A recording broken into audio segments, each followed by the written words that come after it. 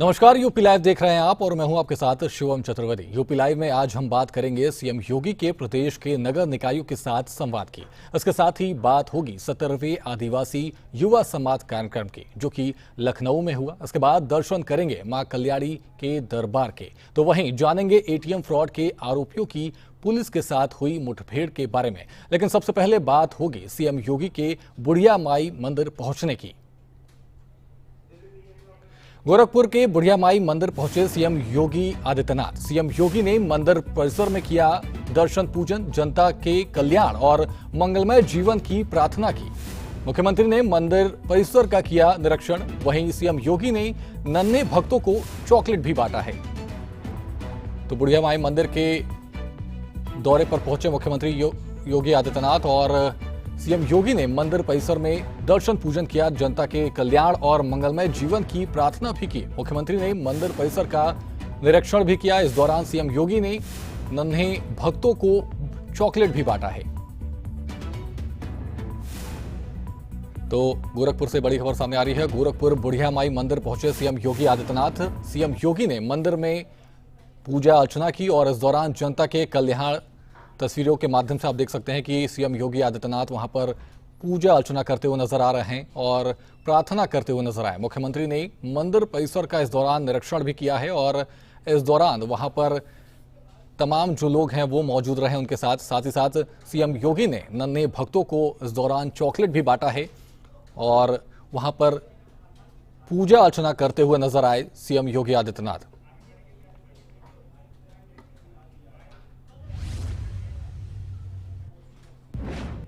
इसके बाद रुख करते हैं लखनऊ का, जहां पर 17वां आदिवासी युवाओं का आदान प्रदान कार्यक्रम हुआ। इस कार्यक्रम में आदिवासी युवाओं का संवाद हुआ। इस कार्यक्रम में उत्तर प्रदेश के मुख्यमंत्री योगी आदित्यनाथ ने भी शिरकत की, जिसमें उन्होंने यहां आए युवाओं को संबोधित किया और बेहतर भविष्य के लिए प्रेरित किया। इस दौरान उन्होंने क्या कुछ कहा, देखिए इस रिपोर्ट में।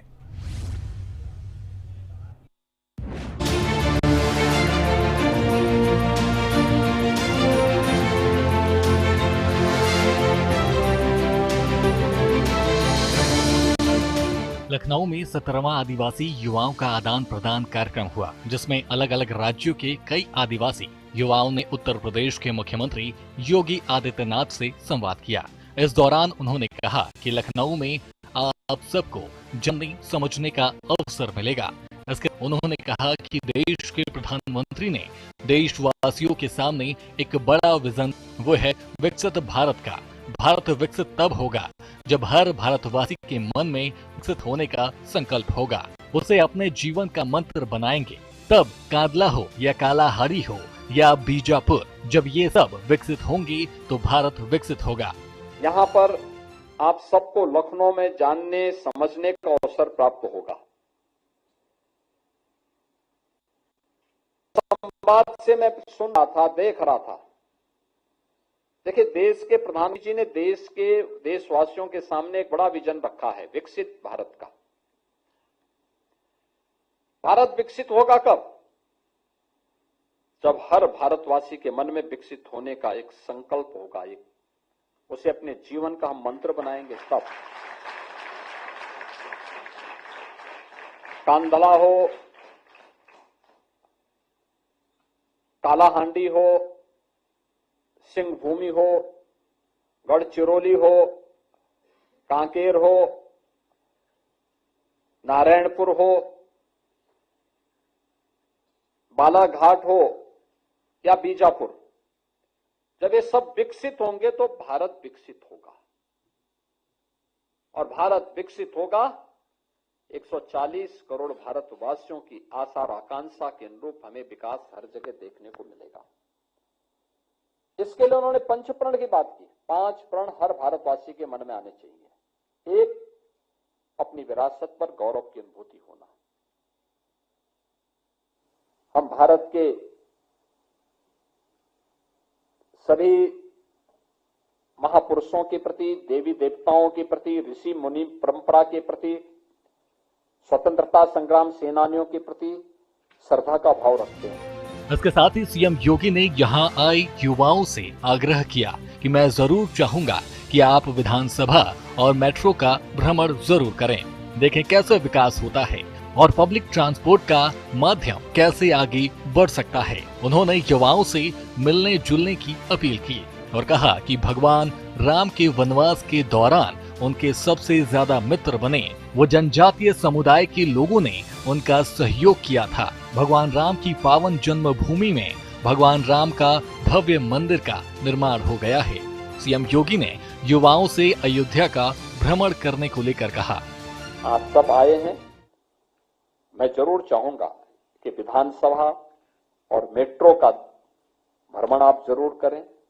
आप में से बहुत सारे लोगों ने नहीं किया होगा, लेकिन जरूर करें। देखें कैसे विकास होता है, पब्लिक ट्रांसपोर्ट का माध्यम कैसे आगे बढ़ सकता है, विधानसभा कैसे होनी चाहिए। अगर विधानसभा हो सकती तो हमारी ग्राम पंचायत और नगर निकाय भी तो ऐसे हो सकता है। हमें भी प्रयास करना चाहिए। ऐसे ही आप लोग आए हैं और भगवान राम के वनवास के दौरान सबसे ज्यादा उनके मित्र बने वह जनजातीय समुदाय के लोगों ने उनका सहयोग किया था। पूरे वनवास के दौरान 14 वर्षों में भगवान राम की पावन जन्मभूमि में भगवान राम का भव्य मंदिर का निर्माण हो गया है। मैं चाहूंगा उत्तर प्रदेश के युवा कल्याण विभाग एक बार इन सब लोगों को अयोध्या का भी भ्रमण करवाए, देखें लोग अयोध्या और विकास कैसे होता है। जो आज अयोध्या में देखेंगे ना, आज से 8 साल 10 साल पहले वो नहीं था। वहां अयोध्या में बहुत पतली सड़कें हुआ करती थी, कुछ भी नहीं था। आज देखिए कितना विकसित हो गया है। एक बार देखिए उसको और अपने यहां भी बताइए अयोध्या में कैसा विकास हुआ है, लखनऊ में कैसा विकास हुआ है। ऐसे ही हमें भी मॉडल बनाना चाहिए। ये चीजें आप कहेंगे, अवश्य विकास होगा। आप सब माई भारत के इस अभियान के साथ जुड़े, देश की एकता और अखंडता के लिए अपने को तैयार करेंगे। इस विश्वास के साथ मैं आप सभी के प्रति आगमन पर हृदय से अभिनंदन करता हूं। वर्तमान में यहाँ पे शारदीय नवरात्रि के कार्यक्रम चल रहे हैं। जगत जननी मां भगवती की अनुष्ठान के आयोजन और 2 अक्टूबर को विजयादशमी भी है। तो आप सबको मैं शारदीय नवरात्रि और विजयादशमी की भी मंगल में शुभकामनाएं आप सबके प्रति व्यक्त करता हूं। ये 17वां आदिवासी युवाओं का आदान प्रदान कार्यक्रम है, जिसमें देश भर के आदिवासी समुदाय के युवा अलग अलग राज्यों का भ्रमण कर रहे हैं। इससे आदिवासी समुदाय के युवाओं को देश में हो रहे विकासात्मक कार्यों का पता चलता है और आर्थिकी के अभाव के बाद भी वे पूरा देश सरकार के सहयोग से घूम सकते हैं। ब्यूरो रिपोर्ट, सूर्या समाचार।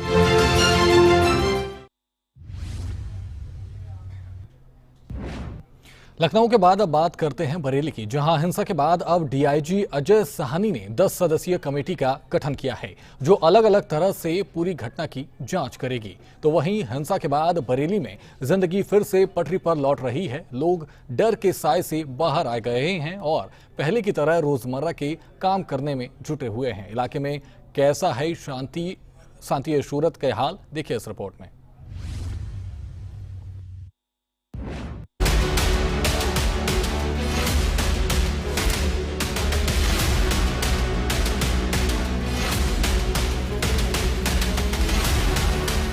बरेली में बीते दिनों हुई हिंसा से पूरे क्षेत्र में आम जनजीवन प्रभावित था।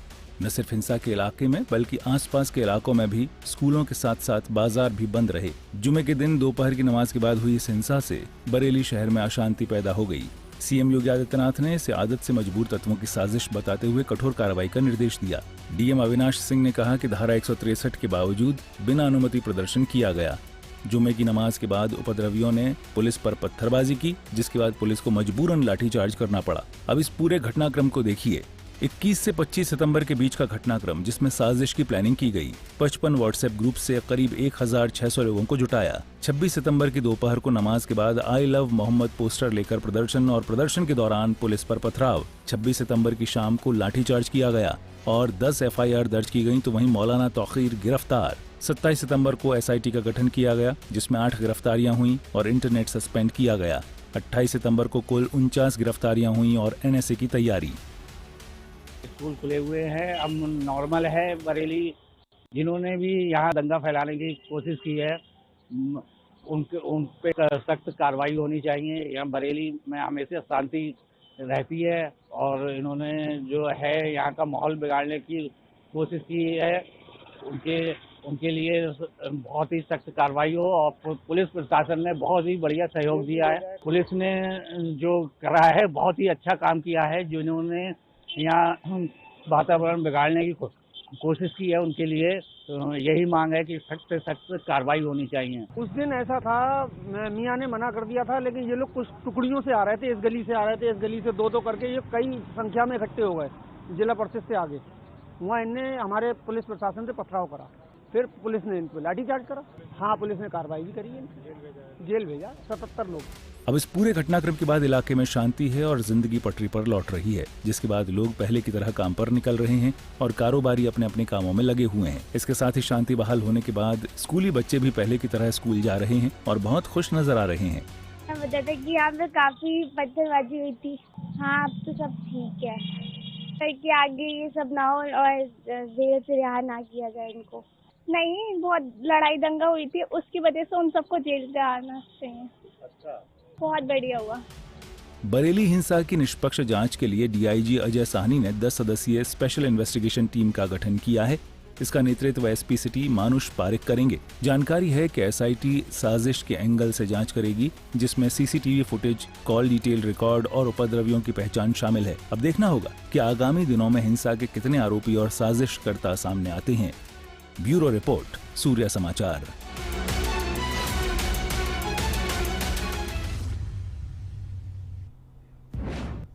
वहीं नवरात्रि के दिन चल रहे हैं और मां शक्ति के 51 शक्तिपीठों में से एक प्रयागराज का कल्याणी देवी दरबार, जहां पर मान्यता है कि यहां पर मां सती की अंगुलियां गिरी थीं। नवरात्रि के दिनों में यहां बड़ी संख्या में भक्त पहुंचते हैं और मां के दर्शन कर उनका आशीर्वाद लेते हैं। कैसा सजा है मां का दरबार इन नवरात्रों में और क्या कहना है श्रद्धालुओं का, इस रिपोर्ट में देखिए।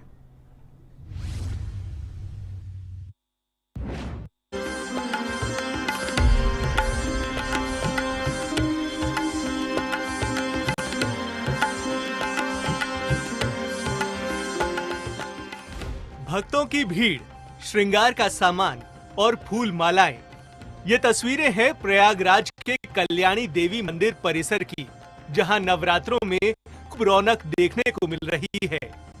इन दिनों मंदिर में श्रद्धालुओं की भीड़ लगी है, जिसमें न सिर्फ स्थानीय लोग बल्कि दूर दराज से भी श्रद्धालु पहुंच रहे हैं, जो अक्सर नवरात्र या अन्य धार्मिक अवसरों पर देखने को मिलती है।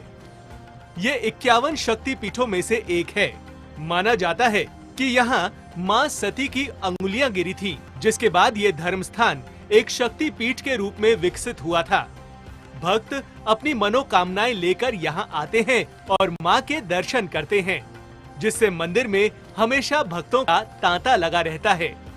मंदिर के बाहर जहाँ फूल मालाओं और मां के श्रृंगार का सामान को तैयार किया जाता है, तो वहीं पर मंदिर में भक्त माता रानी को खुश करने के लिए श्रृंगार का सामान लेकर पहुंच रहे हैं और बेहतर भविष्य की कामना के साथ मां का आशीर्वाद ले रहे हैं। कल्याणी देवी मंदिर आए हैं, 7वां नवरात्र है, दर्शन किया है, माई का आशीर्वाद लिया है जी, बढ़िया दर्शन। आज नवरात्र का 7वां दिन है। आज हम लोग कल्याणी देवी अपने परिवार के साथ दर्शन करने आए हैं और बहुत बड़ा शक्तिपीठ है ये प्रयागराज का। आप सभी लोग जरूर आए यहाँ दर्शन करने। जय माता दी। कल्याणी देवी दर्शन कराए, नवरात्र के शुभ अवसर पर हम लोग दर्शन करने आए हैं, पत्नी और बच्चे के साथ। दर्शन बहुत अच्छे से हो गया है। शारदीय नवरात्रि के चलते मंदिर परिसर में श्रद्धालुओं की भारी भीड़ उमड़ रही है। नवरात्रि के पहले दिन से ही भोर से श्रद्धालुओं की भारी भीड़ यहाँ पहुँच रही है। मंदिर में विशेष इंतजाम किए गए हैं, जैसे लंबी कतारों के लिए व्यवस्था, सुरक्षा और पूजा अनुष्ठान की सुविधाएं। नवरात्रि के दौरान मां के 9 स्वरूपों की पूजा के साथ कन्या पूजन का विशेष महत्व है, जो यहाँ भक्तिमय वातावरण को और गहरा बना देता है। ये मंदिर प्रयागराज के गणेशगंज क्षेत्र में स्थित है, जो संगम से करीब 2 से 3 किलोमीटर दूर है। नवरात्रि यात्रा के दौरान यहाँ दर्शन को अत्यंत शुभ माना जाता है, क्योंकि कहा जाता है कि बिना मां कल्याणी के दर्शन के प्रयागराज यात्रा अधूरी रह जाती है। ब्यूरो रिपोर्ट, सूर्या समाचार।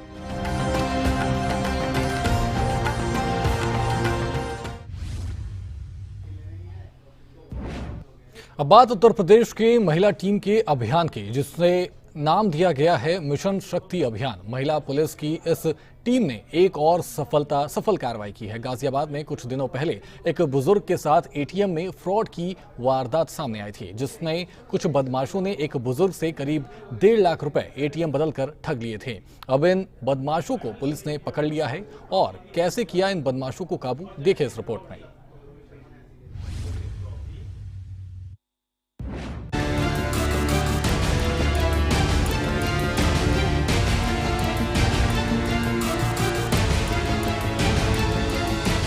गाजियाबाद के थाना क्रॉसिंग रिपब्लिक पुलिस ने मिशन शक्ति अभियान के तहत चेकिंग के दौरान एटीएम फ्रॉड करने वाले 2 बदमाशों को पकड़ा है।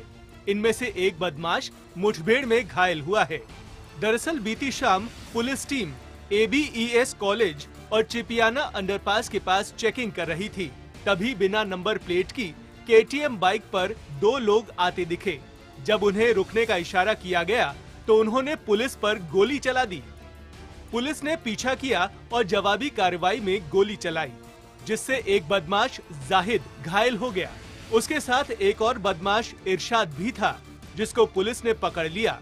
दोनों बदमाशों ने अपने साथी मोबिन का भी नाम लिया, जो कि हरियाणा के पलवल का रहने वाला है।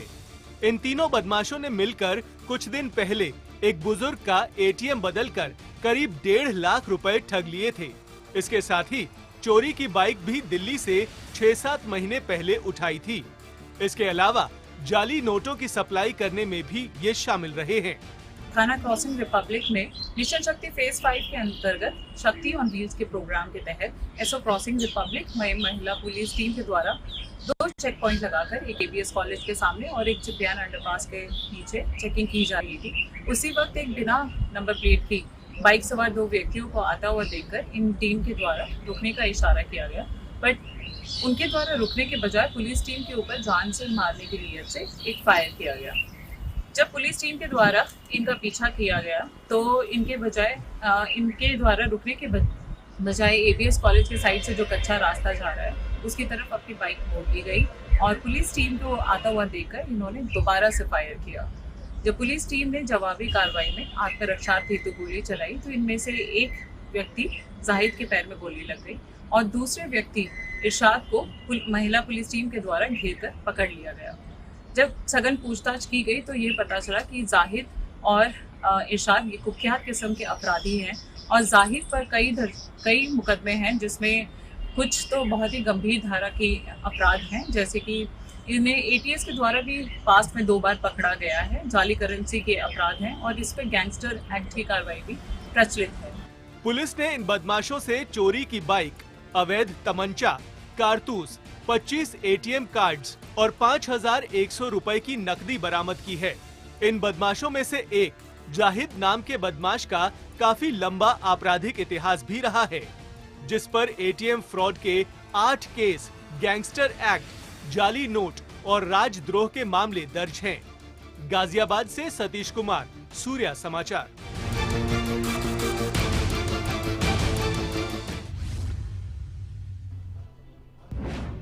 वहीं उत्तर प्रदेश पुलिस का ऑपरेशन लगड़ा लगातार जारी है, जिसके तहत बदमाशों की धरपकड़ पूरे प्रदेश में तेजी से हो रही है। 29 सितंबर के तड़के कई जगहों से पुलिस और बदमाशों की मुठभेड़ की खबर सामने आई है, जिसमें फिरोजाबाद, कौशाम्बी के साथ साथ मऊ में बदमाशों को पकड़ा गया है। किस तरह से हुई ये कार्रवाई, इस रिपोर्ट में देखिए।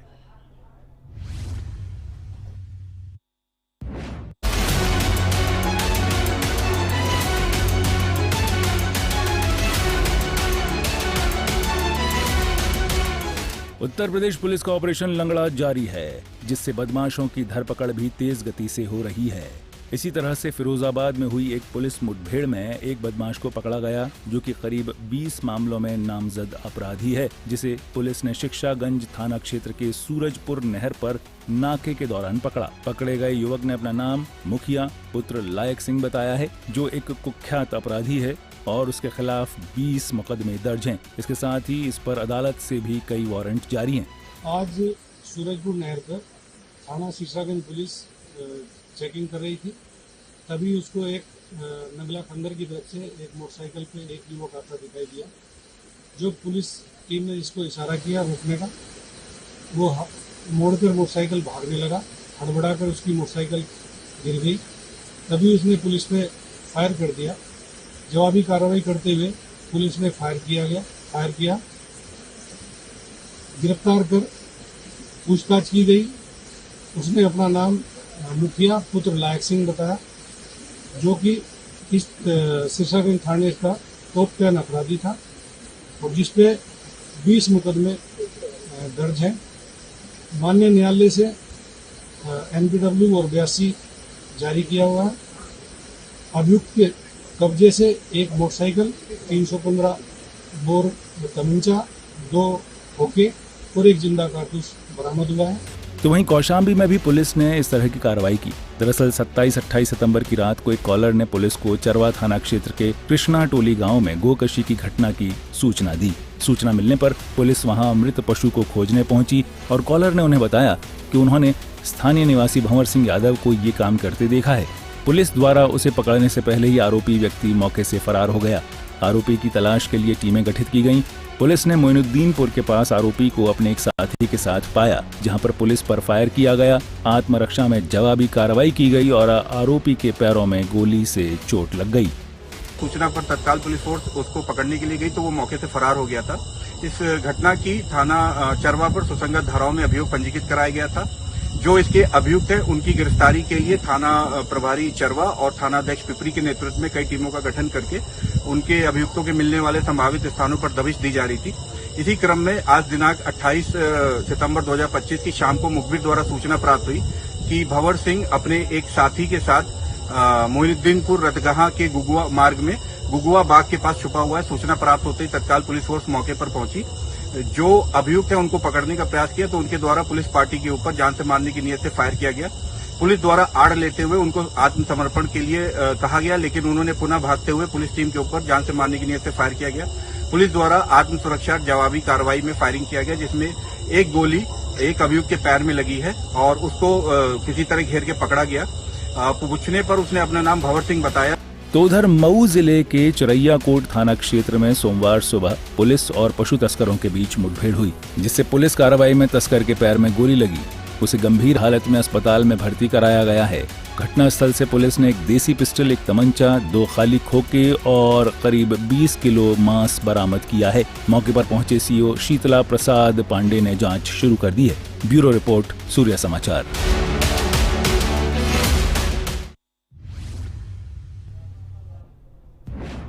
फिलहाल यूपी लाइव में इतना ही। आप बने रहिए सूर्य समाचार के साथ। नमस्कार।